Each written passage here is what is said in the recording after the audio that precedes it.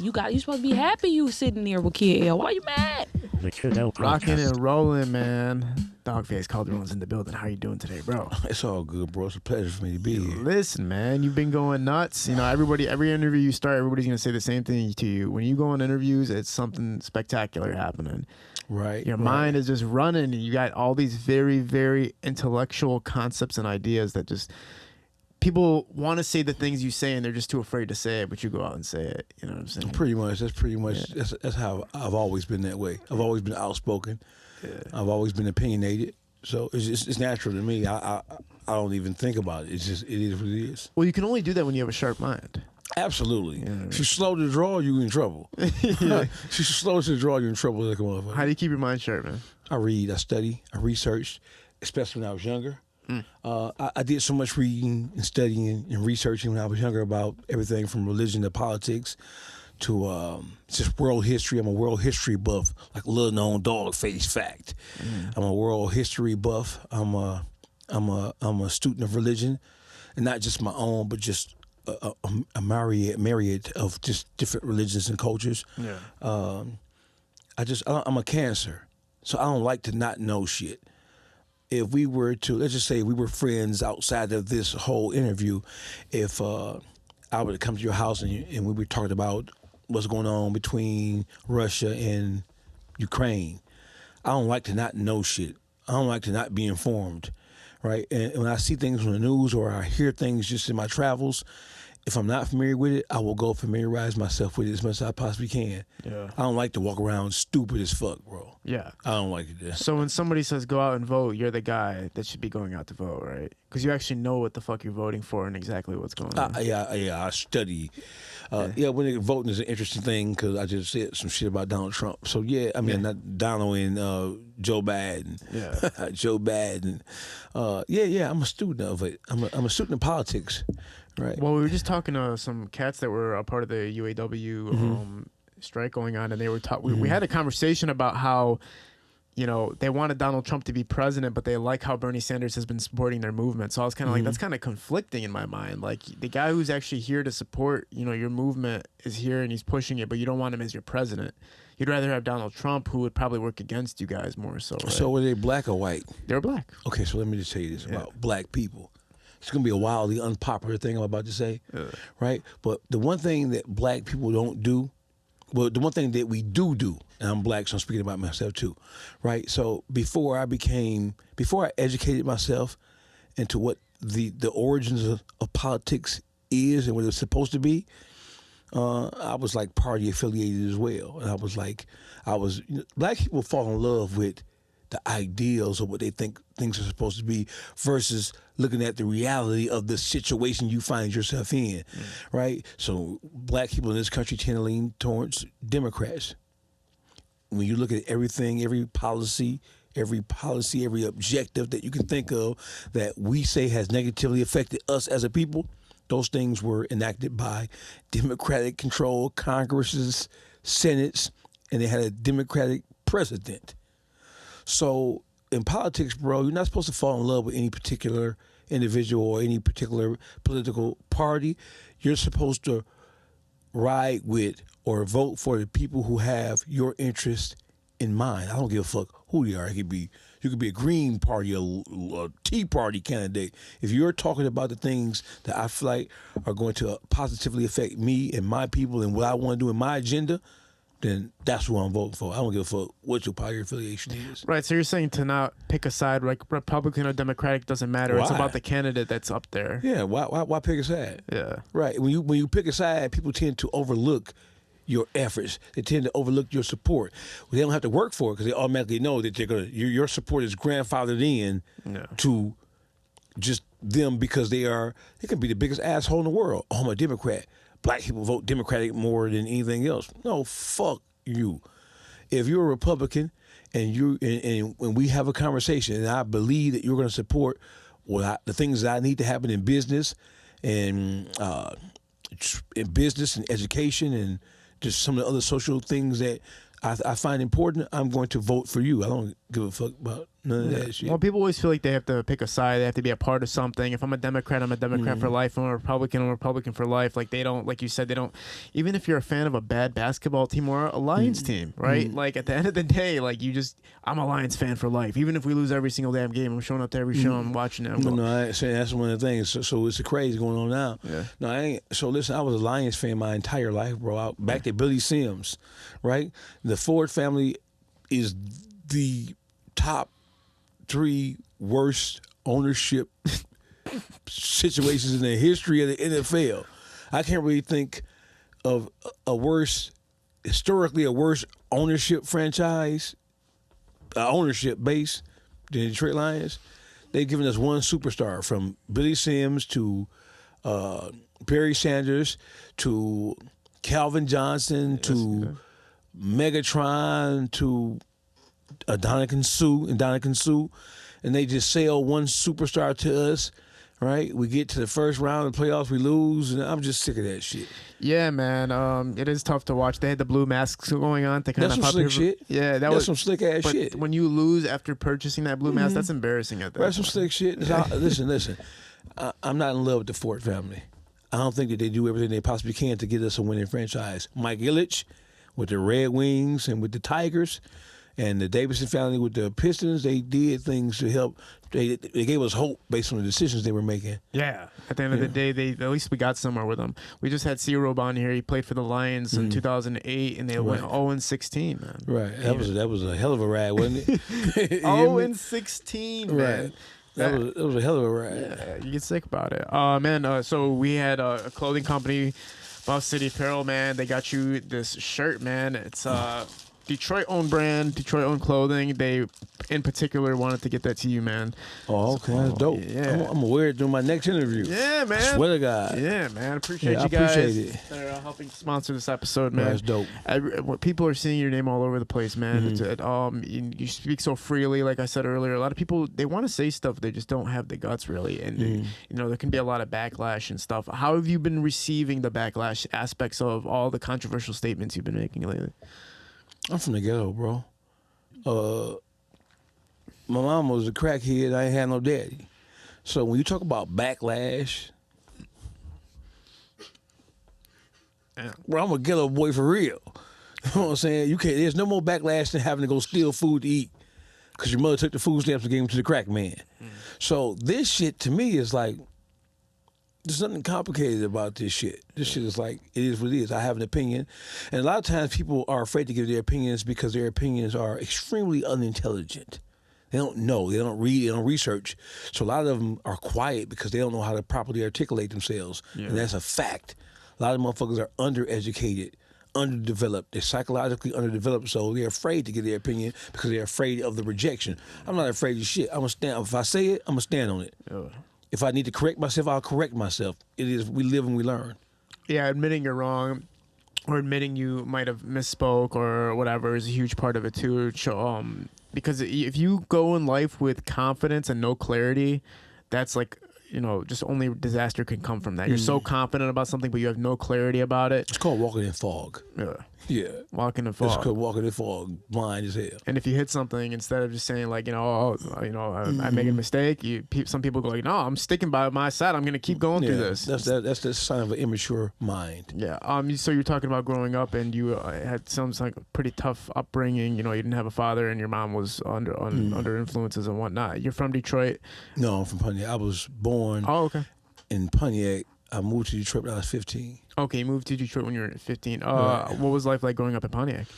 Shit. At first it was cool because my mother and father, they were married. You know what I'm saying? It was a dope situation at first. Mother and father got divorced when I was 6. My mother and father are both originally from Alabama. When they got divorced, my father moved back down south. I'm the youngest of 4 boys. My mom, so my older brother was in trouble, locked up. My 2 middle brothers moved down south with my father. He took them, and it was just me up here with my mom. She didn't start using drugs till I was 12, so I remember her prior to using drugs. She was a beautiful person, beautiful spirit, hard worker. So it's not like I grew up in a crack-infested situation. I knew her, I knew the beauty of her prior to her getting hooked on drugs. Okay. Yeah. So did it come out of nowhere, or like did it just gradually build up, like her getting influenced by drugs? No, it was a man. It was a no-good-ass nigga is who it was. You know what I'm saying? There's nothing worse for a woman. The worst situation is to run into a no-good, wretched motherfucker. You know what I'm saying? That's the worst thing that can happen to any woman on the face of the earth. Black, white, green, and purple. Yeah. That love and then falling in love and then falling into other things is a dangerous mixture. Yeah, I lost a friend to that last year. She started dating this guy, and he was introducing her to all different types of drugs and stuff. And then there was a fentanyl overdose, unfortunately. But like before that, she was like this very vibrant, bubbly girl, very intellectual, very smart. She just happened to meet a guy that introduced her to some bullshit. You know what I mean? What do you think is it about women, like men or women, that they can get so influenced by their partners to even make such stupid life decisions as taking drugs or being a part of something that's just a negative impact on their life? Love, man. Companionship, seeking seeking to be understood, seeking to be loved, seeking to be accepted. That shit is love is the most dangerous drug ever.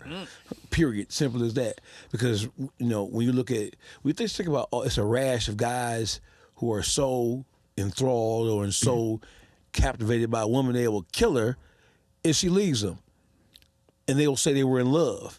Love, misdirected love is more dangerous than a gun. It's more dangerous than a gun. Think about how many guys you see get locked up or get killed because they being loyal to their homeboy. I love my homeboy. He could do no wrong in my eyes. Next thing you know, you dead as a motherfucker. And when you look back at it, if you can see from heaven or from hell, wherever your ass going, right? If you can look down and see the reason why you lost your life, a lot of times that shit don't be worth it, bro. Yeah. Or even when you're watching these, I don't know if you are in tune to these YouTube confession videos that are coming out. It's like a series about people in the confession, getting interrogated about killing somebody. And almost every time it's like a guy killed his wife or a wife killed her husband. And I'm always like sitting there like, how the hell do you kill the person you love? And how did you even get into the situation in the first place that you fall into this trap? Like, it's just crazy. Like you said, love can do something insane. Like, instead of leaving somebody, they end up killing you. And with not, like, it was no instigation for the killing. It was something mentally that had happened. Or you had fallen out of love or whatever the hell the situation is. Yeah, motherfuckers nuts, bro. Yeah. A lot of people are, so when I talk about psychologically underdeveloped, they're not. Just because you're grown-ass man, 25, 30, 35, 40, doesn't mean that your mental matches your age. And a lot of motherfuckers grow up, especially black people. I ain't ragging on black people, but a lot of us haven't been properly reared. We haven't been raised by men. So a lot of our stances, a lot of our beliefs is based on just being around our mothers, or the female relatives that helped raise us. We're missing that man element. We're missing that rite of passage, passing through type shit. We ain't being groomed by men. And the men that we are around, most of them motherfuckers are fucked up in the head, so the shit we do pick up from them, that shit is terrible. Do you think that the generations are getting better as far as fathers are concerned with the Detroit demographic or the black demographic, or do you think it's getting worse? It's getting worse. The black family dynamic is worse now than it's ever been. Worse now is terrible. So now we have a generation of people who were raised without fathers, so they don't even know what to do, and they don't know what they don't know. So the dangerous part about it is that they don't know that they don't know. So they're just bobbling around this motherfucker like a Three Stooges and Laurel and Hardy, just bobbling around this shit, just operating off pure fucking animalistic instinct. There's no intellectual shit going on for the most part. So a dangerous thing is when you don't know that you don't know, how can you correct something? How can you correct yourself? How can you redirect your path if you don't even know that the shit you're doing is fucking off kilter and totally fucked up? Like, for example, I go into a mall. I go into Somerset often, right? I see a woman with her two sons. The sons get the head in the phone, walking behind their mama, and the mama is opening the door for these sorry young motherfuckers to walk in. They ain't on point. They ain't security minded. They don't know what the fuck going on. They ain't got a clue. So I'm not blaming the woman, but sometimes, even as a black woman, if you're raising your children on your own, you still got to show them black boys tough love. You still got to make them get their ass up and go rake the yard, cut the grass, shovel the snow. A lot of them are raising these boys to be passive, and that passivity is turning into just some emotional fucking wrecks, bro. And then these guys are going to grow up and marry your daughter, your niece, your cousin. They ain't even probably groomed or properly trained into nothing.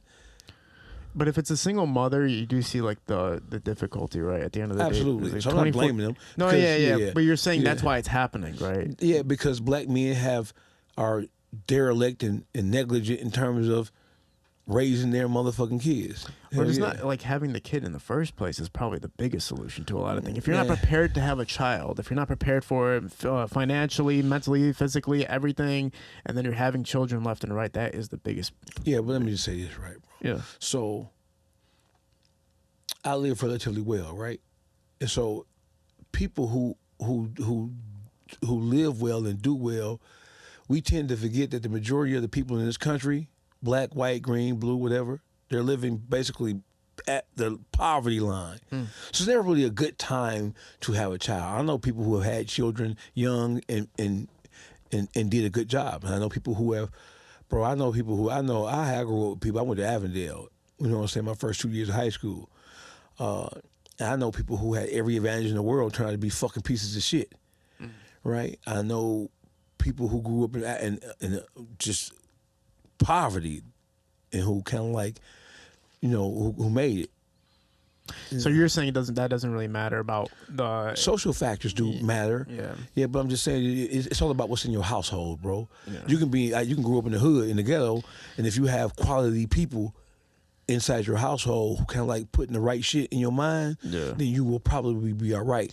Like in the backlash that I know people who grew up in Bloomfield, Rochester, Novi, Clarkston, they fucked up in the head because the household, they had money, but they were absent of morals and values and just all kind of weird shit going on in the household. That was one thing G-Max Cash said when he came on the show. He used to do cable. He used to be a cable guy. So he used to go to houses to do cable, and he would walk in that black family homes, and there would be no father in any of the homes. And he said, he's like, at a certain point, it wasn't even funny. He was like, what the fuck's going on? Like, where's the fathers at? They're not here. You know, so he noticed that element, and it kind of reflects on what you're saying here of missing a manly, masculine entity that can help raise a child. You can get into rap. You're a fan of rap. You're a cornerstone of what's going on in it. You're a part of the hip hop community, right? You are a part of the hip hop community. Listen to this shit. Does that sound like a motherfucker had a positive role model, bro? Who, G-Mac?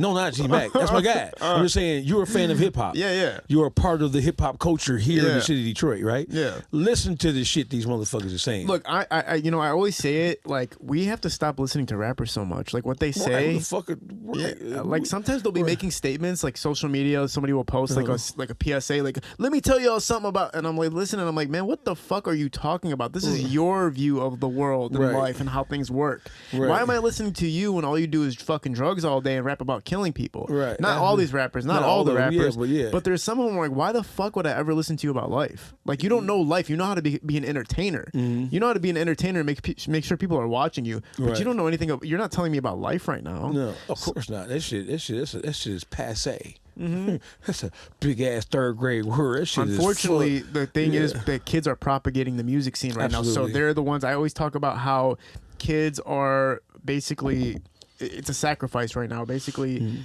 rappers are not worried about the future generation's well-being, because if they were, they wouldn't be putting out these messages that they're putting out. They wouldn't be putting out the type of music they're putting out. They wouldn't be putting out the type of visuals, this type of statements.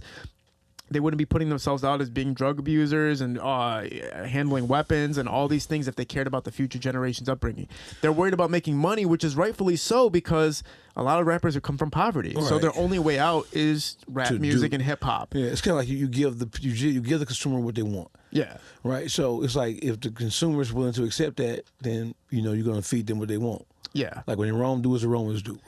But do you wonder if that it can be its own pivotal shift in music? That there's going to be a pivotal shift in music because the universe can only take so much of fucking acute ignorance before the universe starts to fucking change and shift shit. Yeah. Right? It's only so much bitching and hoeing and sexy red and the motherfucker could take before that shit just becomes unattractive to even a person who wants like that shit. Yeah. You can't be, bro. If you have children yourself. Do I? No. Oh, if yeah. you do have children, yeah. I have rolled up next to people and women in the cars. And they got Sexy Red, Pound Town, and they have little girls and little boys in the car. Do you really honestly expect them to grow up when you're force feeding them this shit and you're showing them you like it too? Yeah. You really expect them to be, not to say it can't happen, but do you expect them to? You put them behind the proverbial 8-ball when you feed them that garbage ass goofy shit. Well, I think it all started really with WAP, that wet ass pussy song with like Cardi B and Nicki Minaj. Well, it's before that though. Was it before that? Fuck yeah, you had Salt and Pepper talked about what a man getting banged out and right. Yeah, but so, man, that so was right just... now it is concentrated because there's more of it. And the You know what I mean? vibrancy of the visuals and the directness of the verbiage is like very, very intrusive on the mind. Yeah, absolutely. You're absolutely right. Wet ass pussy, come on, bro. Like, come on, man. At least back in the day when they were talking about sex, it was kind of subliminally. Yeah, it was more creative ways of saying, "Come get this pussy together." Yes. Just now they're just throwing it at you. So it is an interesting time, man, to see what's gonna happen with the future generation. But some got changed, bro, because this shit ridiculous. Yeah, we're gonna kill each other off. You know what I mean? We're gonna cut each other off. Yeah, man. What are the positive ends that you are seeing from the uprising of the Detroit music scene right now, man? Right now, yesterday you were at an event, right, man? Talk about this event. Yeah, I was at shout out to C-Roll. Shout out to my man D Reed, aka Never Stop Grinding. Shout out to Smoke. My player partners, bro. They gave me an opportunity to. They said they wanted to see me up on the stage doing my thing. You know what I'm saying? And part of it was because, they needed a fresh face up there. They needed somebody who was kind of like, I turned myself up in the last, it's been forever, but especially in the last 4-5 months, you know what I'm saying? When I walked out there, everybody knew who I was. You know what I'm saying? Everybody knew who I was, but I was backstage. Everybody was like saluting me because I'm like one of the only people, I'm like the only person in Detroit who's being interviewed on national platforms like I am. Who else you see? You know what I'm saying? Everybody wants to hear your stories, man. I mean, I got some good ass stories. I'm a good storyteller. Yeah, I got some are, good man. shit. And Jeezy's a huge connection to Detroit, man. Yeah. Everybody always talks about to get that many people to pull up to the concert. Like the audience was insane, man. Yeah, so let me tell you something. And his direct competition was 50 Cent. Mm-hmm. So to have two major events like that to happen in one day, it was. Bro, you couldn't even, it was a sea of people outside. Yeah. I don't smoke weed. When I get home, my motherfucking socks smell like weed, bro. My drawers smell like weed. I threw that shit away. You hear me? Yeah, they were doing like cannabis awards and everything like that. They did. It was a good job. It was a well-orchestrated event, well put together for the amount of people who were there. I was surprised about how well coordinated the event was, but it was a beautiful situation, man. Yeah, man. Did you get to talk to Jeezy? No, I wasn't trying to talk to that motherfucker. Why? Fuck Jeezy. Jeezy's like a cousin to Detroit. You know, he ain't my cousin. Then we just talk about how black people go get shit. No, fuck Jeezy. No, I ain't staying around. I was there, but I was doing my own thing. I was networking, and I'm not starstruck. I don't give a fuck who it is. Do you actually have like a problem with him, or do you just? No, I don't have a problem with some bitch. I'm just simply saying, I don't. What business we gonna do? What we talking about? I don't want to meet you, motherfucker. Well, I think Jeezy, because of his influence in the city, and man, fuck that shit. Kid L, that influence. Let me see some work put in. All that shit what you did 10, 15 years ago. Anybody trying to hear that shit? What you doing now? Wasn't he signing people from Dawgface Calderon and stuff like that? How long ago was that? That was like 2014, I think. Yeah, I guarantee your little brother, your little cousin don't even remember that. Well, the West Calderon. We talk about it now in retrospect. Yeah, okay. Right. But doing shows in Detroit, that's a big thing. No, getting money in Detroit is the big thing. He's in Detroit often because Detroit loves Jeezy because of the kinship that he has. Detroit loves Jeezy. They love 2 Chainz. They love Yo Gotti. You know, Detroit is like a blue collar city, and we a dope city. So you talking that dope shit, you talking that shit. Motherfucker gonna love you. You feel what I'm saying? But he ain't doing shit for the city of Detroit. not that really matters. What we really doing? Nothing. Somebody signed Doughboy Cash out 10 years ago. Sign somebody right now. Yeah, but here's the thing: you're basically saying fuck him, but at the same time, you respect what he's like. What he I is. respect that he gave a group of young Detroit men an opportunity to kind of like change their lives. Yeah. But how long do we? It's like a political affiliation. How long do we hang on to the fact that he did that? But what do you want from him? What do you want? Like, what would be something where it's like, okay, that's now you're giving back. Like, I feel like you're giving back right now. Well, so the whole thing is right. So let me just say this. So he doesn't owe Detroit just fealty. He doesn't owe us his allegiance. But if Detroit is a city that has shown you love since the beginning of your career, if we welcome you with open arms, if you can come here and get a bag, if you come here and check a bag whenever you want to, Jeezy can literally come to Detroit 3-4 times a year and people won't complain. He's not he'll never be oversaturated. If you're going to do that and you get that kind of love, at least take a look at the landscape to decide there's somebody there that is worthy of kind of like pulling up.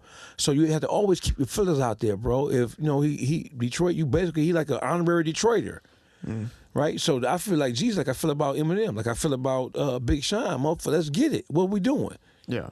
What we doing is a lot of talent here. And these guys kind of like pick themselves up without help from any major star and turned themselves into household names across the country now. Yes.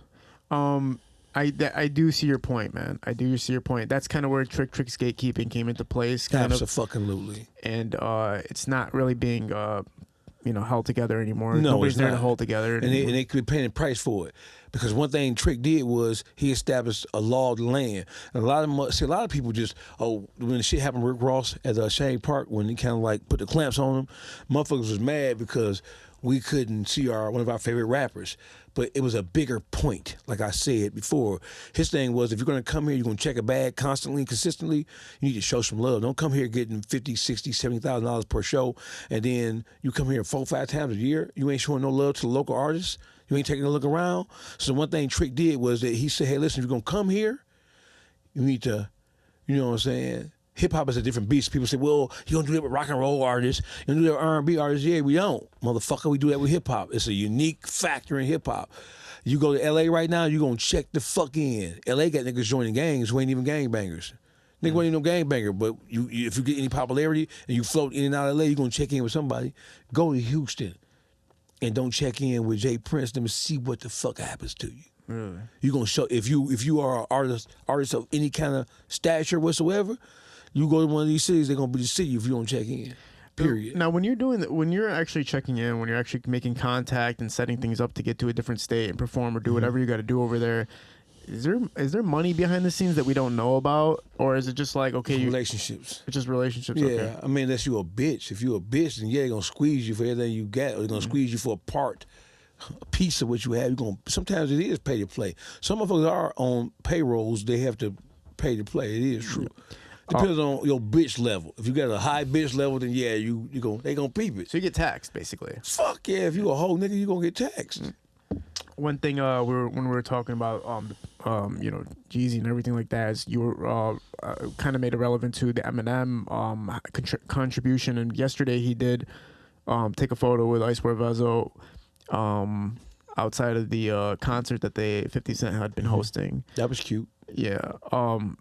Now, there's two ways to look at it, right? Like, that was just a meeting in the back, and somebody asked for a picture, or somebody wanted to do a picture, so they did a picture, or they could actually have been linking up. You watched the video? I watched the video. It looked like Eminem was talking to him, and it just seemed like, I don't know what to take from it. It seemed like Vezzo was saluting him, Eminem saluted back, and they kind of were just like, I respect you. That's what it looked like was happening. We can't hear them. Yeah, you can't hear them. When I saw it, I don't want to appear to be an M hater, because M is a mastermind. He's a hip hop god to some, not to me, but to some. Right? I listen to music that coincides with the way I think, what I do or what I want to do. Right? He's not that for me, but that doesn't take away from his just genius in terms of being an artist. Yeah.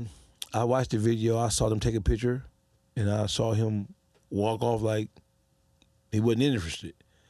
That's what I saw. I didn't see any real love. You know what I'm saying? He knows who the fuck Vez is. You know what I'm saying? I'm interested to see what comes of that. If something comes of that, I might have a different perspective. But if that's all that was, is a follow-up, Well, you got to look at the circumstances. They were both at the same show, right? And they met That's his backstage. artist.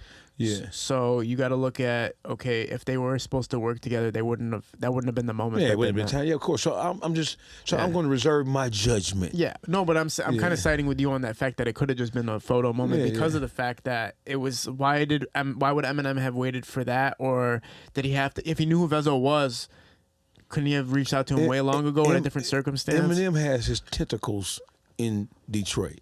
He has people who are loyalists to him, who he talks to on a regular basis. He know what the fuck going on. Right. Yeah. When Bizarre was on here, he talked about that. He said that proof was Eminem's kind of connection to the streets and knowing what was going on and who to talk to who. But now that proof is gone, he lost that connection to reach out to artists. I can see that. So do you Rest actually in peace, Proof and Mama P. Is Mama Pepper Holden? That was my dog. do you think that that's still here though, or just different people now? As far as Eminem having his ears to the Detroit streets, because if he does, like, where's the voice at? Like, where's the conversation at? So listen, let me measure my words because I don't want, because you have a major platform. Okay. And I don't want people to take this the wrong way, even though I don't give a fuck how they take it. So does Eminem owe Detroit anything? Let's start right there. And I don't mean to take over your question. Go ahead. So Eminem is he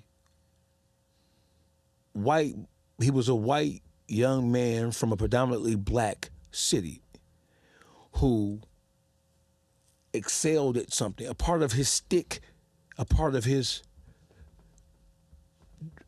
shimmy shake shit was the fact that he was a white boy from a predominantly black city and he was able to do what they couldn't do. You know what I'm saying? So that's a part of his toughness. I'm from Detroit, motherfucker. I'm from the D. I ain't from motherfucker. I'm a D. You can't. Ain't that you can. I'm from Detroit. I'm a white boy from Detroit. That means something. That means something to the world. You were able to make it with all them fucking niggas? Yeah. You were able to survive that shit? Yeah. That's a part of his legend. Period. It ain't my opinion. That's a part of his legend. If Eminem was from Wisconsin, he wouldn't be Eminem. A part of his allure is that he was a white guy from a predominantly black city and was able to make it. America loves that. They love the story of an underdog, bro. Like Elvis Presley. You know what I'm saying? They love that fucking underdog story. So does he owe anybody anything? I think that he owes, because of who he is and what he's able to bring to the table, he can snap his fucking fingers and change the lives of a lot of different people. So because he is a part of Detroit's culture, he does claim Detroit, a part of his lore, a part of his foundation is that the fact that he's from Detroit. I believe that he should take a look at the talent that's here and aid and assist. Even if it's not just directly working with artists, I believe that he can do things behind the scenes to help support the culture. That's what I believe. Yeah, or just have a conversation about it openly, about what if he is. Let's just say he is. Maybe he's using Royce as his way of navigating and helping, and we just don't know it. Kind of using it as a puppet kind of figure to say, like, we can help this person, but I'm gonna go through Royce, so it's not my name directly tied to it. We don't know, but they have a conversation. Why hasn't anybody had a conversation with him about it? Is that's the I'm sure. Listen, Trick has had Trick. He talks to Trick often. He talks to Royce often. Yeah. Those are probably two of the people he talks to more than anybody, right? And he's aware of what's going on, bro. Yeah. I don't think Eminem respects this version of hip hop. There's different like in religion there's different sets, right? In hip hop there's different generations. Not just waves. There's different categories of hip hop. You have trap, crunk, you have booty shaking music, you have gangster shit, you got backpack shit, and you have motherfuckers who just staunch lyricists. Right, where lyricism is the king. I don't think he respects the lyrical content of just the street element. That's my opinion. I don't think he looks at the guttural utterances of these underdeveloped ass motherfuckers as real hip hop. I don't think he thinks that's a real display of hip hop. I think the closest thing it probably came to is when he worked with Big Herc, right? Because when they did a song together, and Herc a lyricist. Yeah, you know what I'm saying. And but that's been a long time since anybody with a street reputation has worked with Eminem from Detroit. But I do see what your point is, man. It's very interesting, and hopefully, like you said, he could change people's lives. The thing is, he can't technically because he's already signed artists, and a lot of those guys didn't convert. Like Yellow Wolf didn't really convert. I mean, he's making money. I'm sure he's straight, but he didn't really become. He signed a guy from Michigan. I forget his name, but he's like not really doing that, like anything crazy or anything like that. He just signed recently. No, there's a guy from Michigan. I forget what city he's Trace? No. That was a long time ago. It's a recent guy. It's a bigger guy. I messaged him a while ago just to talk to him, but and now he just signed Easy Mill, which is from a different state. So he signed an artist from outside of the state. I mean, as a businessman, he's supposed to sign whoever's dope. Yeah, whoever he believes he can make money off of. Yeah. So having said that, if I don't see any money-making potential out of what's going on in the city of Detroit, I'm not going to sign anybody from Detroit. He doesn't have an obligation to throw money away. Yeah. So let's get that shit straight. But at the same time, you can't tell. Listen, the Solid Babies, the fucking Peasies, the motherfucking Baby Moneys, the Vezes, the motherfucking... Well, you know, I was in this room They money makers. They proven money makers now. I was in a room one time when T Grizzly had made a statement about Eminem and during a podcast. It was something about that. And there was like, I guess Royce was facilitating the conversation saying that... I remember that. That was a couple of years ago. Yeah, that basically that Eminem had heard about this conversation T Grizzly had, and he ended like any chance of working with him. That wasn't no real shit, bro. Royce don't... So we talk... Speaking of gatekeepers... Was that a gatekeeper moment or no? Because if Royce is in direct contact with the supreme fucking being in terms of MCs, and instead of trying to build some type of, instead of trying to coalesce or trying to pour a little water, because you know, Royce knows that these young guys feel like there is no connection between Eminem and Detroit. Royce knows the sentiment that most of these young guys, we don't know him, we never seen him, he has no impact on us, we didn't grow up listening to him, you know what I'm saying? And then a lot of this shit is like, you know, there's no presence here, so fuck you. Right? You ain't reaching back, you ain't helping nobody, you talking about some fucking D12 shit. Bro, it's 2023. If the next motherfucker who's talking about some shit about he signed D12, bro, let Proof rest in peace. What have you done for us lately? Like Janet Jackson fucking said, right? Now with you, I mean, I definitely hear what you're saying. It's very complicating. It's very complicating, and I Let me ask you a question, kid. Can you imagine a day or a time when a MC turned executive from Atlanta didn't sign an Atlanta artist, didn't look for talent in Atlanta? Quality Control at one point in time had all Atlanta artists. When everybody's saying "fuck you" to him, and when even so we're supposed to bow down to you like you fucking Jehovah for real. No, but it's even in Infinite, the album he dropped, Infinite in the '90s. Like even says in the end of a lot of his songs how the radio stations wouldn't play him in Detroit. Yeah, who do they play? And so what's that? Who do they play? Who do they play? On mix shows, the DJs have more leverage to do what they do. So they're going to play what's hot. You know what I'm saying? Detroit, don't forget, Detroit is a urban city. Eminem does not make urban music. So when you go into a club, when you go to fucking, back in the day when you went into the Network or when you went into the White House or you went into whatever, don't forget the majority of Detroit's population, especially 20 years ago, it's still majority black. So Eminem doesn't make music that resonates necessarily with black club goers and black radio stations and shit like that. Don't forget, hip hop is still a black thing. So if the music you make doesn't resonate with the people, and he's capable of doing it, Eminem can make some fucking club bangers if he want to, but he don't respect that club shit. He don't, he's a lyricist. You know what I'm saying? He's more New York than he is Detroit. You feel what I'm saying? Now, I'm not saying that he is a supreme MC, but he doesn't make music to appeal to the masses of people who are living in an urban setting. Yeah. That's a fucking fact. You know what I'm saying? No, yeah. I see your perspective too. It's something I'm gonna dive more into because so the whole thing when you said, so it goes back to what does he owe us anything? What is his does he have any obligation whatsoever to help somebody from Detroit if he can do it? It doesn't take any currency on his part to shout Detroit out. Yeah. to do a list or do, you know how like here's the top rappers from City Detroit. Y'all go check them out. How much they gonna cost? Yeah. The last person he did it with, shockingly, was G-Mac Cash. When Governor Witt, he dropped the Governor Witt song. That was kind of shocking too to see that, because it's like, what's the angle behind that? Eminem is a cerebral motherfucker, so I believe that he respected the fact that Cash did some shit like that. Yeah, because Eminem is a fan of lyricism. He's a fan of creativity in that way. So I'm not surprised that he would see a G-Mac Cash and be like, that was some clever shit right there. Yeah, G-Mac, when he comes on here, he talks about his own hardships as far as like not being respected to the degree he wanted from other Detroit rappers, because he came out with more of a comedic style. But it's like, why can't you just appreciate that he's doing something different and that stands out? Because we live in an urban environment. Detroit is an urban city. So the happy-go-lucky, funny, witty shit, man, motherfuckers want to be entertained, bro. It's money, hoes, cars, clothes, dope, fucking hoes, and getting high. We live in the get high era, so if you ask the motherfuckers who get high all day to appreciate some shit like that, that shit blow their high, bro. These niggas are Molly, E, lean. The weed this ain't your grandfather's weed. This weed here is drugs. This ain't no motherfucking seed, pop. This shit, the weed is crack, bro. Niggas can't eat. They cannot, and motherfuckers who smoke weed for real, when they get up in the morning, ain't no motherfucker eating no breakfast. If they gotta smoke a blunt first. If it ain't no blunt, ain't no breakfast. If motherfuckers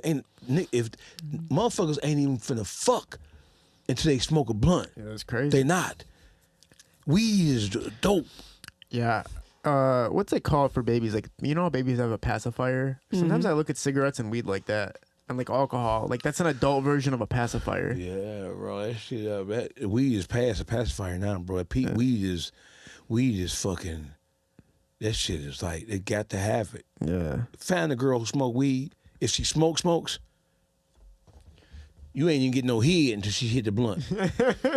You ain't never had no bold ass head until your bitch suck your dick who mouth smell like bubble kush. OG 18 Larry. Do you prefer to smoke with men or women? Who? I don't smoke at all. You don't smoke? Fuck no. No drugs, no It'll alcohol? be 99.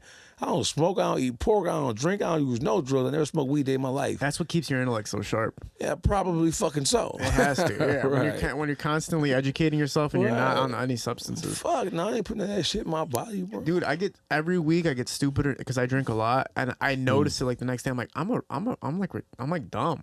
Like, I'm just be sitting there, like I can't articulate my words. I'll pause. I'll be like, man, this is.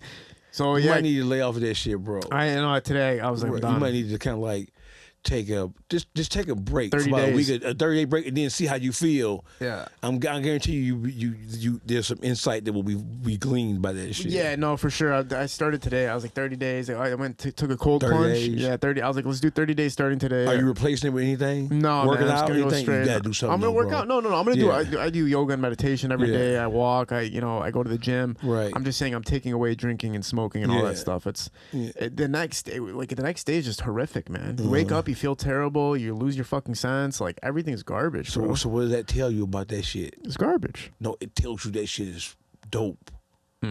That shit is dope. Then they putting Fetty Wap in weed too. What's Fetty Wap? Fentanyl. Oh, fentanyl. Yeah. Yeah, man. You have a chance of dying when you smoke? Like, Yeah. Come on, man. Yeah, you try to get high, you dead some bitch. Yeah. Right. I always wonder that moment too, because like I said, last year I lost a lot of friends due to fentanyl. Remember when that it was all over the news? I was kind of in shock because I was like, my friends are literally dying. But I kind of wondered, like, the last moments of their life, did they like hit it and know what was happening, or does it blank you out and then you just go? Like, I wonder if it's like a slow process death, or like Can you see it coming? Can you feel it like coming? you're like, oh shit, I hit it. Like this is not right, and then you die, or does it just you knock out and then you die? Like I always wonder. Oh man, that's some shit right there. That's some shit to ponder, ain't it? Yeah, some scary Right? stuff. Can you see it coming? Because that's how I imagined my friends. I was like, man, I wonder what their last moments. I were. fucked up. I fucked up this time. Yeah, like you feel like fucked your up this body, time. you feel like your soul leaving your body. Like, oh shit, I fucked up. Like, Right. I feel like that's how it has to go. Have you ever had a near-death experience? Fuck yeah, I've been in shootouts. I've been shot up. Hell yeah, I was a robber growing up. So you know I robbed shit. You hear me? So hell yeah, near death. Hell yeah, bullets whistle past my ear. I used to laugh when it was over with though. Yeah. Fuck yeah, I'll laugh at their shootout though. Hell, near-death experience. Well, is near-death an experience is a little bit different than almost dying. Oh, you mean no? I haven't been on. I've been shot the fuck up. Oh, shit. Yes, I have. Yeah. I've been shot the fuck up. I got shot the first time I think I was 16. Yeah, I think I got shot 4 times when I was 16, all in the back too. They were trying to get me. Jesus Christ. They were trying to get me together. So you didn't see it coming. It was Fuck no, coward son of bitches. You know what I'm saying? Because I wasn't gonna run. I'm an ignorant motherfucker. You know, I was gonna shoot back, motherfucker. Hell no. Did what you did lead up to that point, or was Fuck it? yeah. I was yes. Oh, you were robbing people. Yes, That's what you're saying. I was robbing drug dealers. You hear me? What are you talking about, man? I'm robbing drug dealers. They gonna tell. I end up getting locked up for this shit, but motherfucker. So I'm gonna rob drug dealers. Who you gonna tell? Who you gonna call law enforcement? You gonna tell them? And that's what the fuck happened. How'd you get the courage to rob a drug dealer? Those guys are already have their own shit going on, guns, people, targets on your back. Like, how did you have the guts to? I looked at drug dealers like they were Bank of America. It's easier than robbing a fucking armored truck, ain't it? They out there. They hide. Most drug dealers get high. They ain't no point. They out dangling. You know what I'm saying? They out fucking with the hoes. You know what I'm saying? They ain't paying attention to that shit. And the more money you have, the more arrogant and the less watchful you be. And they don't get more watchful, more vigilant. You know what I'm saying? They have people moving with them, but shit, them motherfuckers, man, I was making them drop their dick with that shit, you hear me? Dropping their dick means it's an old term for run that shit, you hear me? Oh, can you pull that microphone into you a little bit more? Yeah. What was your first successful heist? I stole a bike from a white boy when I was 12. Yeah. You hear me? That wasn't successful though. Cause that motherfucker lived about 2 blocks over. He ran. That motherfucker was Carl Lewis. He ran home and got his people. They came back. They called the police and they nabbed me. Right. And so since you failed on the first one, you thought it was good to keep trying. Like it just like, all right, fuck it, I fucked up the first time, but no, I because when you get locked up in a youth home, you amongst other little miniature criminals. So you did that wrong. You got to go back and try it. Oh, okay. No, I was still in poverty, so yeah, I was gonna go at it again. Hell yeah. Yeah. It's insane when you hear stories because it's like life, like it's almost like war, right? Like what other situation in the world can you be in where your life is on the line on a constant basis than being kind of in the ghetto, the hood, or just putting yourself in bullshit situations, you know? War. It's war. Yeah, war is the only other way. It's war, especially when you have people who have no care and concern for each other, people who have no respect for life. You actually living in war. Anything can happen. You in Detroit right now, anything can happen. Yeah. You know what I'm saying? Anything can happen, period. My suggestion to people who live in Detroit, move out. Really? Fuck waiting for the gentrification to happen. Get the fuck about that bitch. If you got any kind of money, leave. Go the Hall Road or beyond, where they got the good white folk at. You hear me? There's always like a split conversation with that though. That you, I'm sorry. Do you have time? I don't want to be like running out. Okay, yeah. There's always like a split conversation with that where people will say, you know, Detroit's not as dangerous as they make it seem. It's the people that when you do bullshit, you end up in bullshit situations. That is an idealistic way of looking at it, bro. But when you are when you're living and operating in a city that has so much concentrated poverty, you literally don't have to be doing anything wrong. It could be wrong place, wrong time. Now, we do know the chances increase of you getting your ass handed to you when you in bullshit because you fucking with the devil. When you walking with the devil, you know what I'm saying? You dealing with devilish-minded motherfuckers just like you. When you live by the sword, you... Not by the sword. Right, so when you dealing in that, when you in the street element, of course, ain't no honor amongst no motherfucking, ain't no honor there. So motherfuckers are, you know what I'm saying? You could be cool with the motherfucker one day, the next day y'all could be fucking mortal enemies. You feel me? Yeah. So the what's the likelihood if you live on 24 Mile and Romeo Plank? What is the likelihood of a motherfucker carjacking you? Very low. It can happen. But the likelihood. What's the likelihood if you stay on Hall Road in Shiner? What's the likelihood of your child dying walking to school from a drive-by shooting? Super, super low. So what the fuck does that tell you? Get you some money and get the fuck on. And let them deal with the shit that's going on in the ghetto. Let them get that shit straight. We'll be back. But until then, I'm not finna risk my kid's life trying to stay there and be super hood. Motherfuck that shit. You better get the fuck up out of there.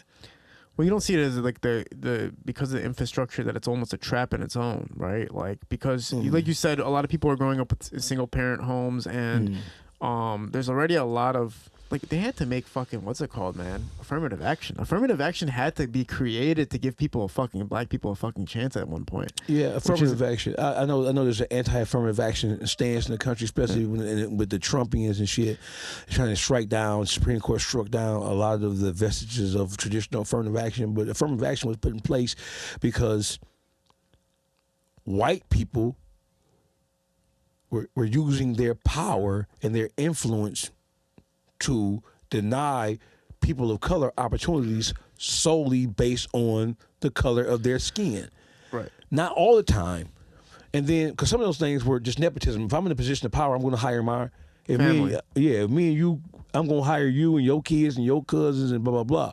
So, but don't get nepotism mixed up with just flat out fucking racism, bro. Racism fucking exists. Well, that's what I'm saying. Like Detroit, like if you are born in Detroit, you already have so many. First of all, strike against you. Yeah, like African American culture already has a huge deficit because coming from slavery, coming from segregation, all this bullshit. You have like, everybody else had a head start basically.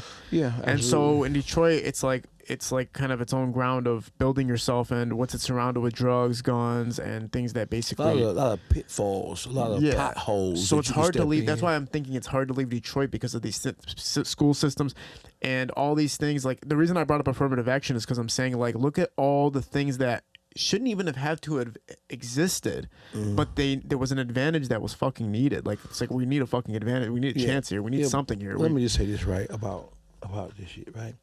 So no matter what circumstances you're born in, you can always recover. You can always recoup. You can always improve, right? I think one of the things that helped me long term was that I was around people early on who were business owners, who were like, they believed in education. So even though I fell off and I went into crime and got locked up at youth home and then went to prison, I knew better. I wasn't one of them kind of motherfuckers who didn't know. I knew better. I was just doing what I had to do because I felt like I had no choice. You feel what I'm saying? Yeah. And then it snowballed after that. Yeah, but there's always room. You can always pull yourself out of the deepest hole if you believe in yourself. And if you want to do that, you can do it. I'm a testament to that, bro. I spent county jail time. I spent 15 years, 9 months, 29 days, 4 hours and 38 minutes in a prison cell. That's just prison. I was in the county jail a year and a half prior to even going to prison. So I was 17 years, bro. 17 years of my life. It just flipped over about 2 years ago where I had more time free than I had incarcerated. You feel me? So I'm a living fucking testament. There ain't nothing you can't motherfucking do. Every car I bought this year was $100,000 or more. And I bought several of them. I just bought a bike that was 50 grand. I ain't even talking about just material shit. Because sometimes life ain't about just all material shit. Gucci, Louis, Fendi, Prada, blah, blah, blah, Rolex. You can't take that shit with you. Sometimes life is just about being in a good space and taking care of your family and taking care of yourself. Yeah. Living a good, quality, healthy life as much as possible. Yeah. Because you got to take that adrenaline-seeking kind of mindset away sometimes where it could be detrimental to your life and your future. Yeah. That was my adrenaline-seeking. Some of the shit I did was just for because it was like some... In my mind, it was some cool shit to do. I know I can. Hell yeah, man! I remember when I started getting like a little bit of recognition in the city, and I was single at the time, and I remember like being able to DM women, and they'd be like, "Yeah, let's fuck," and I'm like, "Oh, this is fire!" You know what I'm saying? So I was psyched about that. There was like, was you using it for evil, bro? Yeah, hell yeah, yeah. I was using Scoob. I was using Scoob's name. I was Sada, because me and Sada were working together a lot. I was using his name. Whatever it takes, bro. I was telling girls, "Let me see your titties, man. I'll get Scoob." They were doing it. Yeah, all this shit. I was going crazy, bro. Are you a fan of titties, bro? I'm a fan of everything. But are you a fan of titties? Because I'm like a tittyologist, bro. What do you mean a tittyologist? I was a breastfed baby, bro. So I got the craving. Yeah, right. I think there's nothing better than tits, bro. I'd rather have nice tits and an okay ass than a giant ass and no fucking tits. No, you gotta see. You can't say an okay ass though. It's a flat ass because you gotta give. Right, you gotta get extremes. Yeah, you gotta go to the extreme. Well, let me tell you, I need the ass. I can't. I need the ass, bro. Yeah. I need the ass. I take it back. And I'm not doing the BBL asses either. I need the real thing. I don't give a fuck. See, I ain't one of them cats. See, that's some shit though. Yeah. I don't give a fuck if a bitch got a BBL or not. It's not my motherfucking business. As long as it's sitting up right and it smell good, I'm with the shit. I don't give a fuck about the bitch ass being fake, boy. I don't give a fuck as long as that shit right. As long as you Dr. Miami got you together, None of my motherfucking business about how you got it. We're kind of different on that. And yeah, I like organic. I go to the organic section at the grocery stores. I like organic too, but a bad bitch now. That's true, but damn, you don't know no bad bitches with BBLs. It's getting out of hand though. Of course, they're doing it too much. Like they don't know how to like measure. Like where are you going to get these surgeries done, man? Like this doesn't even. It's not proportioned. They go to a white-eyed man in Colombia or in fucking the DR. Yeah, just go to a real fucking doctor. Stop going out of the state, losing your life. It costs less. It's less. It is, but you can also die. You can get around the world in the DR for $7,000. Yeah, titties, tuck, and ass. Well, look, man, the adrenaline-seeking lifestyle wasn't worth it at the end. Yeah, I was messaging bitches, but at the same time, I was almost getting killed by husbands on a constant basis. Right. Boyfriends. You fuck wives, I was doing everything I could. Wow, you had my the opportunities were set. Listen, whenever you can get a chance to fuck a motherfucking wife, do it. I had to. Yeah, I was there. But then, I went on her husband's Facebook page and he was holding like a sniper rifle. So I'm like, God, man, any day this guy could just pick me up. He could be waiting outside, following my car. So that stress actually started building up. Would that make him a player here though? Because your bitch chose me. Why you mad at me, player? But what would you do? If you I ain't finna kill you about no pussy. I don't give a fuck who the bitch is. Are you sure, man? If a woman you're dedicated to your I whole might life, beat her ass because I am. Ike Turner is my role model, bro. I am a fan of all things Ike Turner. You like Ike Turner beating his fucking girl up? That was crazy. Yeah, that's all sensationalism. I can't get all that shit. They lie. Okay, right. So, but the thing is, like, yeah, screwing somebody's wife and you. Oh, they will kill you about this shit. Well, here's the thing. You should leave the guy alone because the guy doesn't know. Like the guy who's fucking your wife, leave him alone. That's player rule number one. Player rule number one is don't check the guy. Check your bitch. Yeah. That's player rule, but that never happens, bro. Man. They would saw your fucking ass in half like a fucking scary movie about their wife. I'm straight on that. I would go after the wife, not the guy, because, he didn't know any better. Plus, like, I was living that life. I know what it's like to be sleeping with a married woman. The women they're living miserable marriages. Married bitches are freaky, bro. Well, look, they're more freaky than single I never bitches. slept with a married woman that was happy in her marriage. She was never like, I'm having the best marriage. I'm just want to fuck around. She was like, my husband's fucking cheating on me. My fucking husband doesn't treat me right. He hits me. I'm like, all right, bet, let me take care of you. Like, so makes it easier. Yeah, you know what I'm saying? And then you can get rid of them. You ain't got to be dealing with them all the time. That was the best part. Man, come on, bring it in, bro. That was the best part. They would tell me they have to go. I'm like, oh my God, this is heaven. Like, you got other women, single women, they want to lay up, 4 o'clock in the morning, 8 o'clock in the morning. Rub your feet, like, bitch, I gone, hit on, bitch. I started telling them, like, towards the end of my career of relationships, that, like, I was like, I don't like people sleeping with me, so you got to go. Like, I got a phobia. I was in Vietnam. Don't touch me while we sleep. Yeah, man. When you talked about the time that you had spent, man, which is a long, long stint, was this separate occasions or was this? No, hell no. That's called loser shit. Loser shit is get out, go back, good. No, fuck no, bro. Hamster in a wheel. None of that shit. Yeah. The white man taught me one good lesson. You hear me? The last little lesson that white man got me together. I ain't fuck with the white man. You hear me? I ain't fuck with the white man no more. No. What was the circumstances? What happened? Oh, I got robbed and selling dope. I got indicted. You hear me? So the crew I was in, we got indicted, and it was a 56 count indictment. The first indictment that came with a supplement indictment was 11 counts. So I had state case and fed case.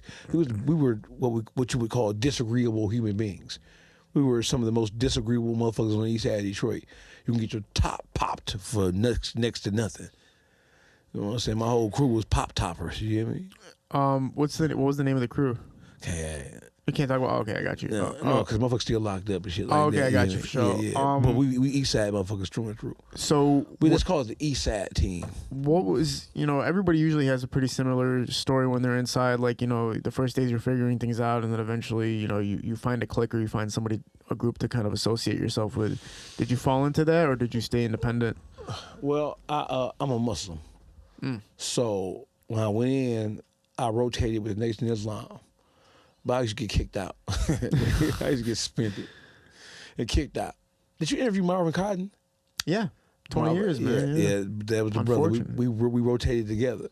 The first time I ever got suspended from Nation of Islam, Marvin wrote charges over me. He got me suspended for I stabbed somebody. Oh my God. In the Nation of Islam, you ain't supposed to harm no other black people whatsoever, no matter what the situation is. You're supposed to try to talk it out and resolve it. Me? No, nigga, I'm stabbing your bitch ass. Man. You know what I'm saying? I'm stabbing you, I'm fucking you up. Man. Yeah, so I used to get through out the Nation of Islam, bro. Marvin was one of the people that suspended you? Yeah, fuck yeah. He wrote me up.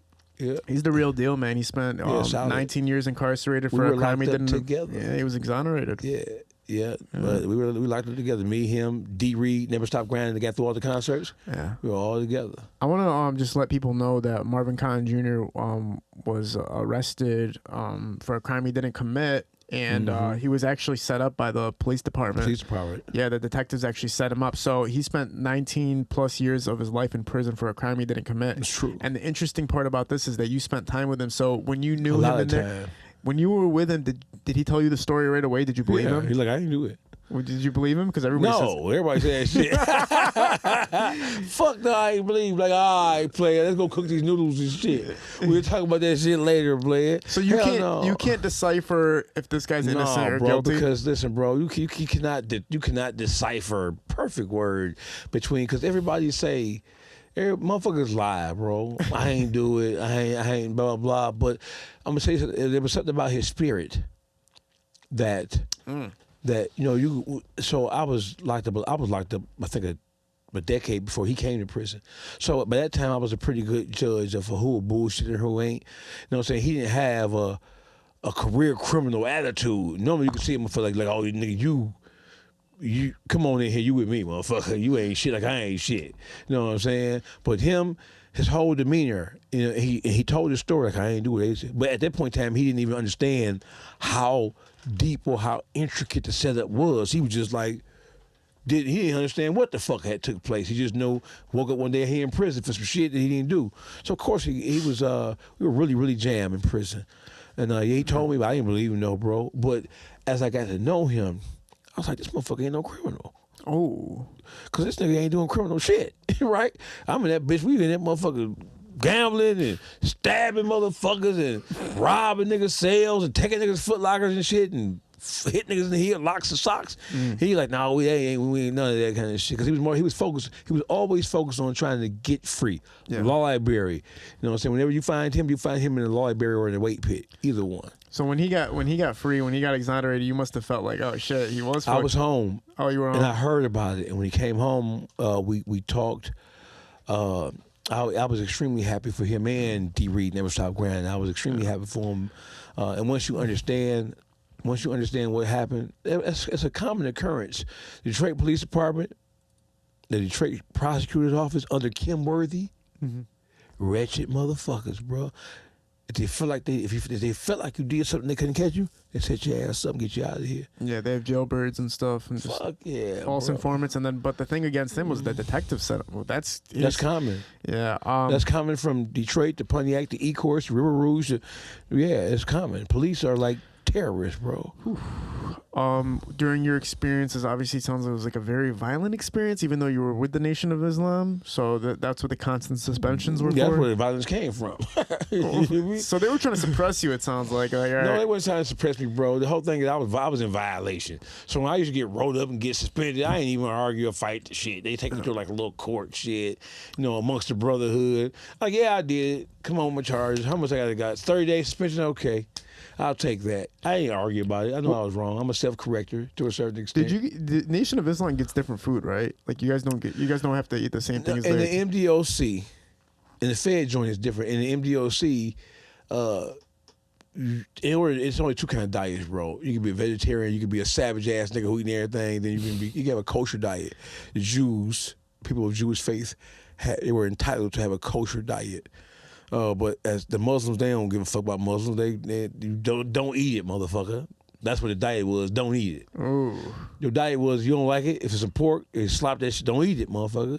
Go buy your own food from the store and make your own shit. Yeah. So that's what it was. You going through your journey of prison time. You obviously you were kind of barbaric. It sounds. No, it wasn't no kind of barbaric. You can't find a motherfucker who knew me from prison. Yeah. Not damn motherfucker. You ask Marvin Cotton. You ask. Never Stop Grinding. I was fucking niggas up in that bitch. Off bail, you get fucked up, period. Did you get the kind of that Kingpin status inside? I was one of the most respected motherfuckers in Michigan. I was in Michigan. I was one of the most respected. Everybody know you get the business fucking with me. I was the kind of motherfucker, when you see me coming, you avoid me. That's no cap. Hundreds of thousands does not mean people gonna see the interview. Ask a motherfucker, say I'm lying. You gonna get served up fucking with me. Best thing you can do is get the fuck on, leave me the fuck alone. Stay away from me. You know what I'm saying? If you had something I wanted, I'm gonna rob you. In prison, I was robbing niggas in prison. Yeah.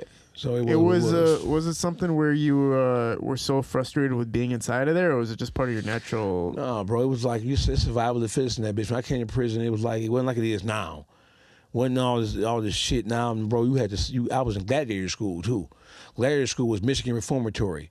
You know what I'm saying? Michigan Reformatory. It was level 4, but at Michigan Reformatory, they housed prisoners from the ages of 17 through 26, and you had to have more than 10 years. So just imagine the ages of 17 to 26 in a prison, and everybody had 10 years or more, and for the most part, they had 20 years or more. Young black men, violence, concentrated levels of violence, and you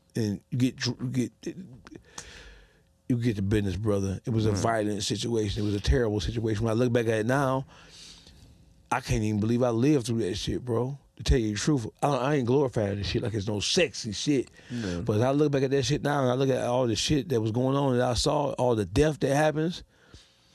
It was. I watched motherfuckers get their throat cut. I watched motherfuckers get threw off galleries when I was at Jackson.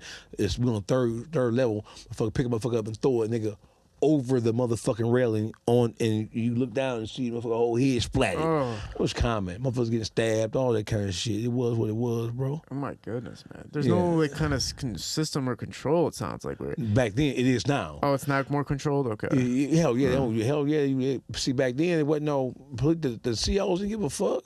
The COs work hand in hand with a motherfucker to get a motherfucker gone. Remember we got into the Aryan Brotherhood. You know what I'm saying? They shook down all the black prisoners going to the yard, and they ain't touched the Aryans. They ain't touch them. You know what I'm saying? So we on the yard. They locked the gate. We was at Michigan Reformatory like in 1995, 96. They locked the gate. They shook down all the black people coming out into the yard. So we knew we was getting shook down, so we could leave our knives and our locks and socks in the jump off. And the white boys walked out, they ain't touch them. So we knew it was on. But the one thing they didn't count on was the fact the weight pit was on the yard. So we got the 5-pound little round little weights, the 5-pounders and the dumbbells, we would crack their motherfucking head. So you guys took on the Aryan Brotherhood. Fuck yeah, I did. I went to IMAX. IMAX was Michigan's first level 6. IMAX was like, you ever watch Papillon, the movie? Never seen Papillon. No, the Birdman? Oh, bro, it was like IMAX level 6. You never came out your cell. I was in IMAX 36 months because the police, when the tides turned, we started fucking the white boys up.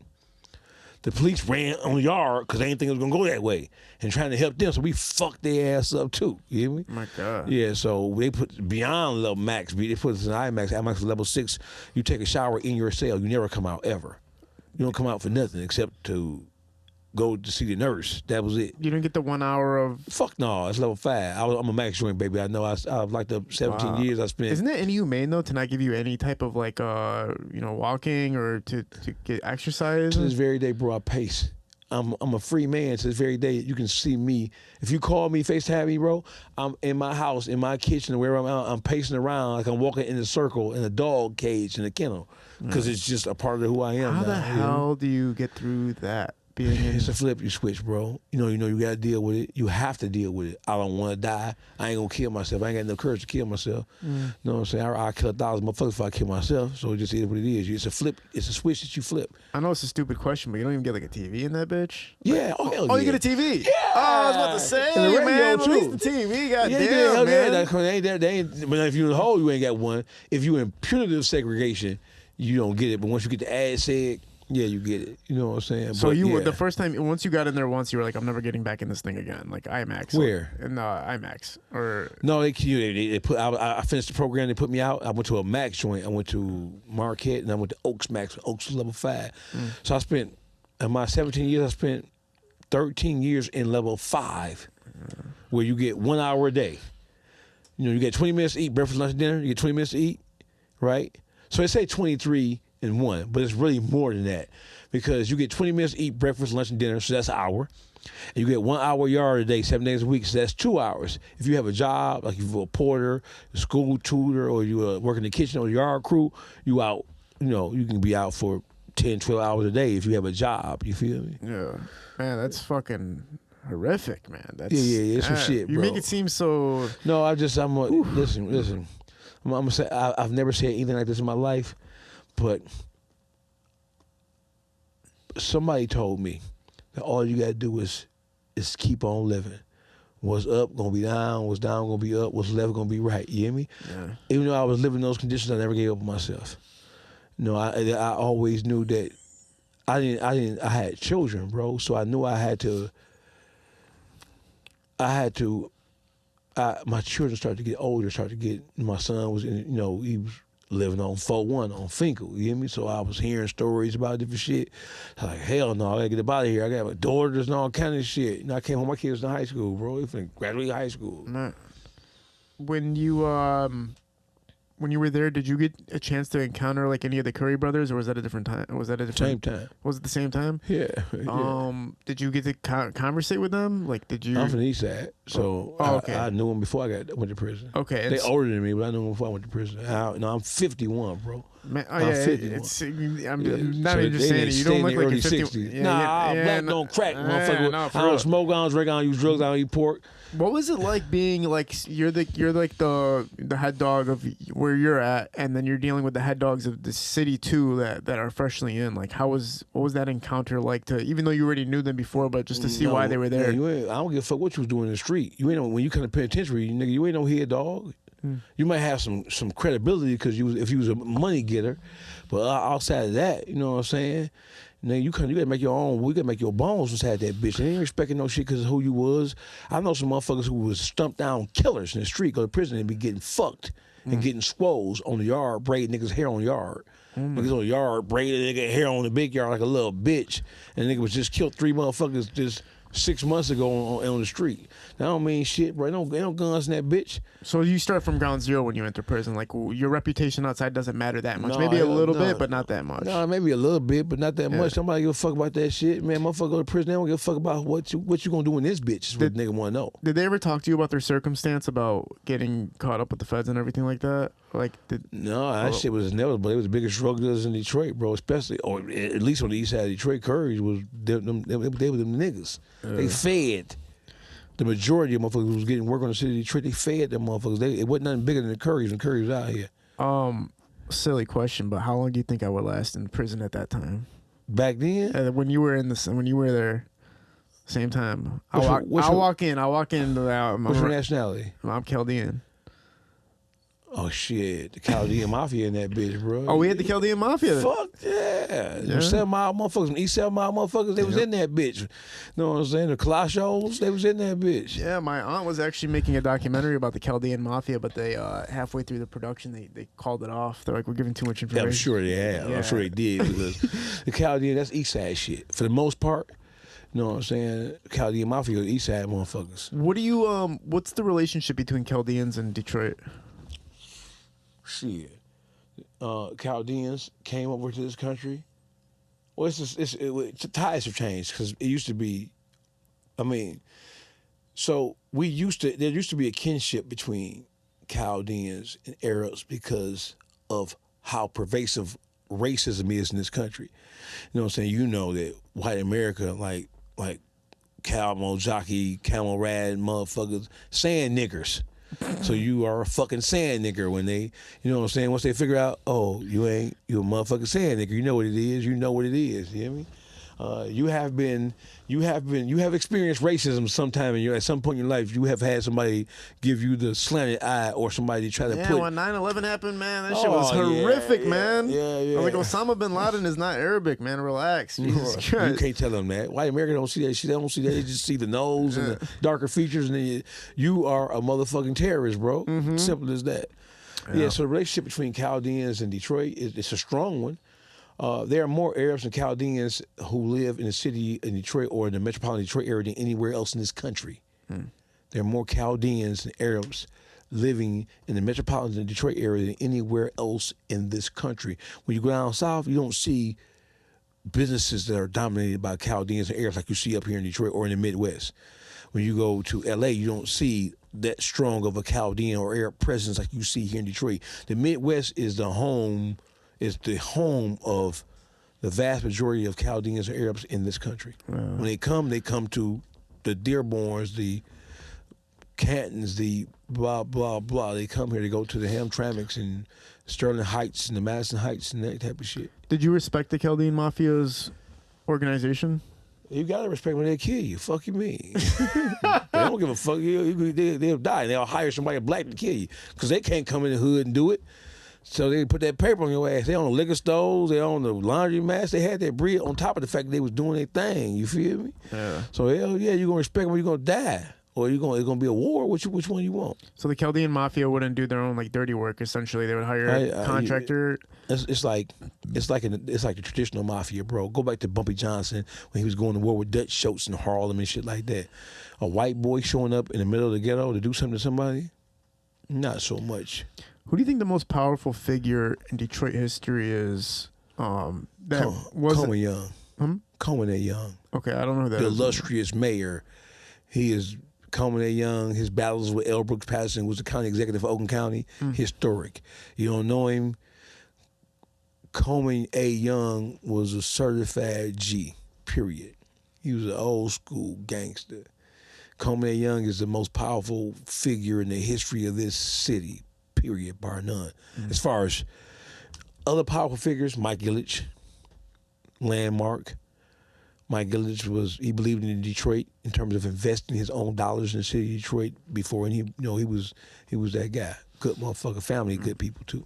What about Kwame? Do you think that he had? I'm not a fan of Kwame. First person to ever say that. Kwame could have been. He was it. I remember sitting in prison, bro, and he addressed the National Black Caucus. I think it was in Philadelphia. I think it was in 2004 or 3. I was in St. Louis, and I watched him. He was so articulate. He was so articulate, so smart, so well spoken, so motherfucking. You know what I'm saying? Fuck yeah. He had the potential to be anything, bro. I think he let the power get to him. Then he surrounded himself by some of the most currous. When I say cur, you know what a cur is? A cur like a hoe. A bitch nigga. He surrounded himself with motherfuckers who were only out for themselves. There was no way Kwame was supposed to be put in a situation. Somebody was supposed to fall on that axe for him. He hired a bunch of motherfuckers who were only out for themselves. And that's why he ended up in the situation he was in. Yeah. Coleman A. Young, the mayor, 3-4 mayors before him in the 70s, 80s.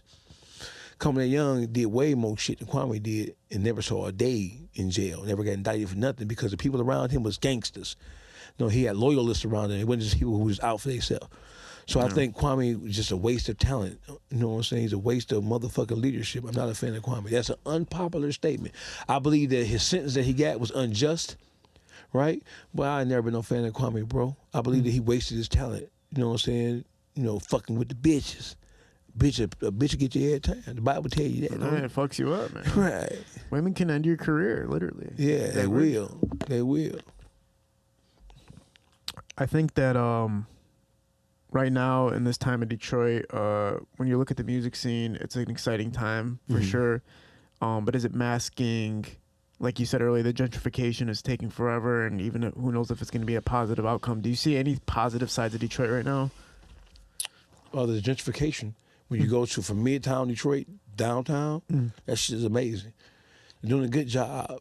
They haven't kind of like migrated into the communities yet with all of the dollars and rebuilding the communities.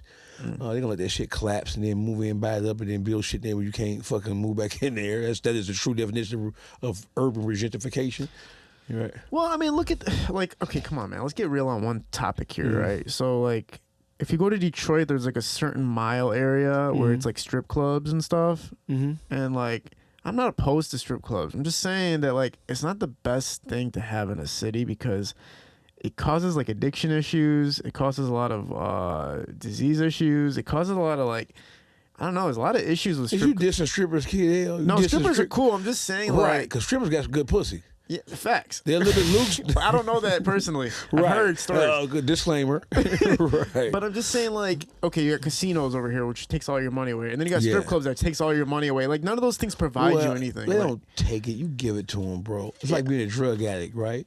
I don't believe drug dealers should go to prison for 20, 30 years because I'm not forcing this crack or this heroin down your fucking throat. I'm not forcing this fucking crystal meth down your throat. You're taking it because you need it. Okay, but in your perfect world of, even though gentrification is like not the best concept in the world, but like in your world of making things better, would you take away the strip clubs and casinos? If you do, it's gonna be a fucking calamity. If you take away, see, men are fucking animals, bro. Let's just make sure we're on the same page.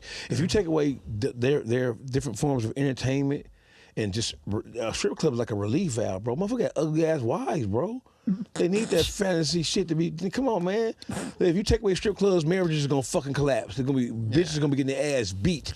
Men go to the strip clubs to get away from their fat, ugly ass wife with the mustaches and the hair on their feet and shit. Man, how does that happen in the first place, though? Man? What? Like when you pick a wife that's like clearly. Yeah, well, shit, you get to have them kids, bro. You got to. Come on, you a guy. I mean, I've hit some things in life, but no, yeah, but I've hit some zeros. Yeah. Zeros? I've done some zeros before. You know what a zero is, bro? A zero is like. Honey Boo Boo. I did right, bro. You hit a zero. You hit a zero. Oh, she was a zero, and she had multi-personality disorder. And so the interesting part is she was married, right? And so when I was driving with her, trying to make a move on her, she's like, "No, you can't touch me. I'm married." But then she's like, "But my other side, Ashley, isn't married." And then she would switch over to Ashley, and then she would talk to me as if she was Ashley, a different person. And so I got to hit Ashley, but I didn't get to hit the main girl. Whatever it takes, bitch. Just show up and suck this dick. Yeah, that's what I'm saying. But she was a zero with multi-personality disorder. She was ugly too? She was a zero. Well, oh, the zero is. I've never seen a zero in my life, bro. Zero? Oh, she looked like John Goodman. Bro, you fucking serious? I was in bad times. I just went through a breakup. I was on drugs. I was all fucking Vicodin, mushrooms, and alcohol. Using shrooms. Okay, what? What's the lowest you've done, man? Me? Yeah, rating wise. Bro, so listen, bro. I'm ugly. I don't fuck with ugly bitches, bro. I'm ugly. Meaning, ugly bitch can't do shit.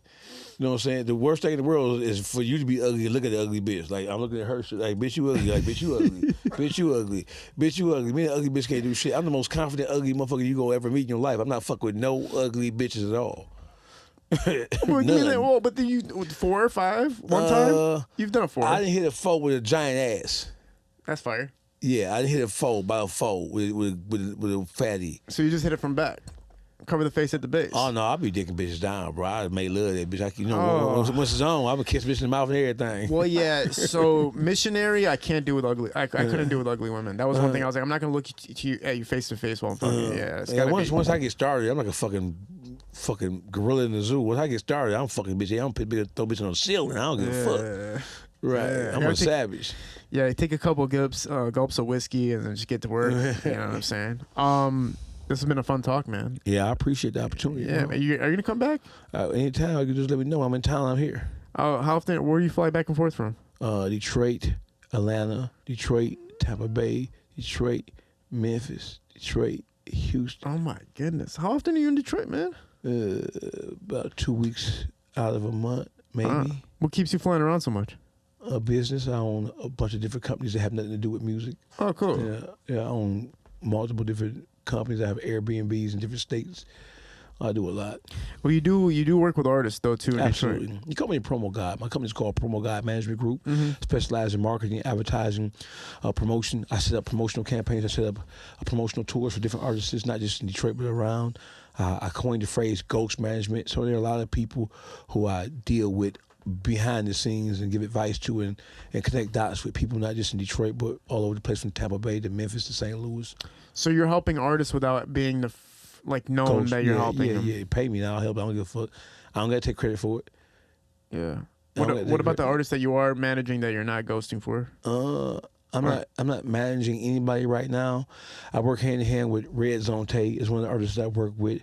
I work with several artists in Tampa Bay as well.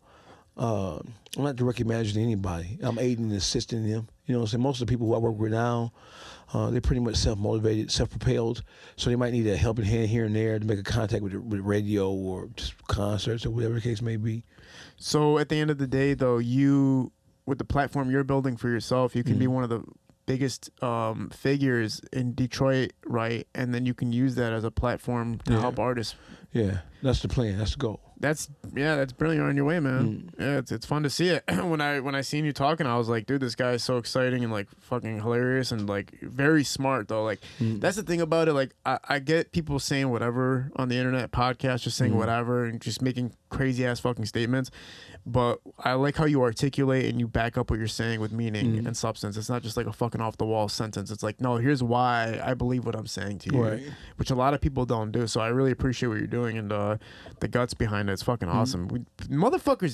Every city needs a motherfucker like you. Right. And I'm not right. comparing you to Boosie, but I'm saying like everybody needs a Boosie in their city or everybody needs a Calderon in their city. Like you need these guys that are bringing up real life fucking issues and then discussing them openly. You know What you think about the Boosie stance I took? Huh? What you think about the Boosie shit I said? What Boosie shit you said? When I said that Boosie called everybody else a rat except QCP. Oh, well, you posted that today, right? No, I posted that shit. What would you post I about? posted, man, my last interview about 3 weeks now. I don't know. I didn't pay. Honestly, I don't really pay attention too much to Boosie, but I thought you posted about him today too, though. I did today too. Yeah, of course. I'm on his ass. Yeah. I'm on his proverbial ass. What was the conversation about today that you posted about The whole Boosie? thing is he picked and choose, and he called Boston Richie a rat. He called Rollo a rat. He called Terrence Gangster William Birdman brother a rat. He called fucking 6ix9ine a rat. Blah blah. They asked him about QCP, who has paperwork a mile long. He admitted it. Yeah, I told. Motherfucker killed my partner, my brother, blah, blah, blah. I told him because I gave him up out of here. When they asked Boosie when Vlad asked Boosie, he asked him about T.I. rat. They asked Boosie about QCP. Oh, man, that motherfucker shucked and jabbed turkey his way around that shit and then say he don't want to speak on it because if he speak on it, he going to lose his friends, specifically the friends in Atlanta. And so the thing was, say P ain't no gangster. He ain't no street nigga. Well, if you ain't no gangster, no street nigga, why are motherfuckers afraid to call you a rat? What you gonna do?